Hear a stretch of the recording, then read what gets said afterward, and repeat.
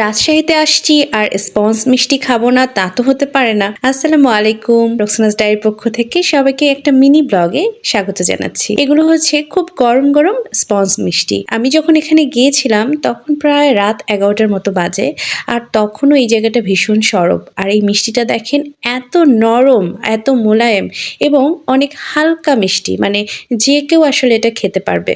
আমিও একটু চেখে দেখেছি, আমি খুব বেশি খাইনি। খুবই মানে মজার একটা মিষ্টি। গতবার এসেছিলাম, এসে এটা খেয়েছিলাম। রাতে খাওয়া দাওয়া সেরে রিক্সা নিয়ে শহর ঘুরতে বেরিয়েছিলাম। ফেরার পথেই মনে হলো যে সিএনবি মোড়ে তো মিষ্টিটা পাওয়া যায়, তাহলে ওখানে যাওয়া যেতে পারে। আর নেমে পড়লাম এখানে। ইনা এসে তার পছন্দের চকলেটটাও এখানে পেয়ে গেল। তার যে পছন্দের চকলেট সেটা আরও 2 জায়গায় খুঁজে পায়নি, তো এখানে এসে সেটা পাওয়া গেল। আর এই যে এই মোড়টা, সব সময় এখানে মানুষের ভিড় লেগেই আছে।